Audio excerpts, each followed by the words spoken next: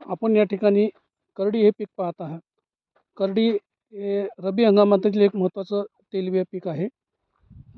जे कोरडवाहू पीक आहे आणि त्याला खर्चसुद्धा अल्प लागतो, कमी खर्च लागतो. व्यवस्थापन जर व्यवस्थित असलं तर निश्चितच चांगलं उत्पादन मिळतं. व्यवस्थापन बाबींचा जर आपण विचार केला तर व्यवस्थापनामध्ये किडींचं व्यवस्थापन महत्त्वाचं आहे.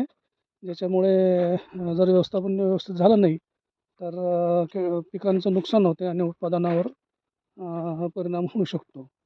तर या पिकांवर येणाऱ्या महत्त्वाच्या किडी, त्यापैकी एक महत्त्वाची कीड म्हणजे मावा, जो महत्त्वाची कीड आहे करडी पिकांवरील.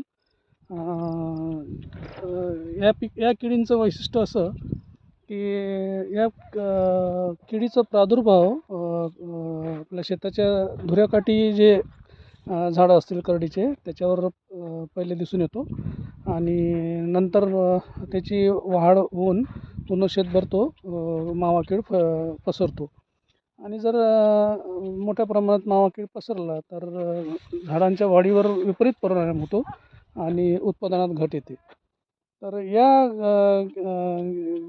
किडीची जर आपण उपद्रव बघितला किंवा प्रादुर्भाव जर बघितला तर जसं मी सांगितलं की धुऱ्याकाठी येतो आणि नंतर पूर्ण शेतभर पसरतो. पण पिकांच्या अवस्थेचा जर आपण विचार केला तर पिकाची जी एकदांडी अवस्था असते ही अगदी नाजूक अवस्था आहे.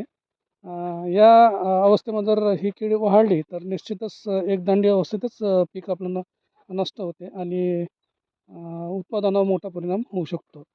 दुसरी एक महत्त्वाची जी पिकांची अवस्था आहे ही फुलं अवस्था म्हणून जे म्हणतो, जेव्हा फुलं असतील तेव्हा पण किडींचा प्रादुर्भाव होतो. पण तर अशी महत्त्वाची कीड, ही जी कीड आहे ही झाडामधून रस शोषण करते, झाडाची वाढ खुंटते आणि वाढीवर विपरीत परिणाम होऊन उत्पादनात घट येऊ शकते. तर मी जी किडीची अवस्था आणि झाडांची जी अवस्था सांगितली एकदांडी अवस्था, या अवस्थेमध्ये या किडींचा प्रादुर्भाव होऊन किडींनी रस शोषण केल्यामुळे झाडे वाळतात आणि वाढ खुंटते. दुसरी महत्त्वाची जी पीक स्टेज सांगितलेली आहे ती म्हणजे फुलोरा अवस्था.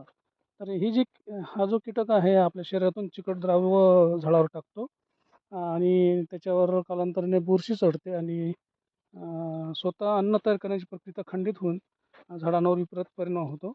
आणि दुसरं म्हणजे जर फुलोरा अवस्थेत या किडीचा प्रादुर्भाव जर जास्त असला तर जे परागकण असतात ते असे फ्री राहत नाहीत.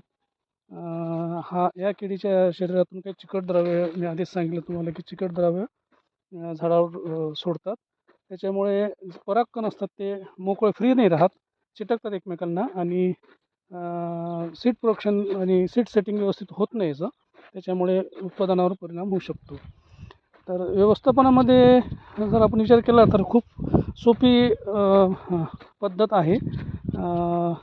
डायमिथोएट 30% प्रवाही कीटकनाशकाला शिफारशीत आहे.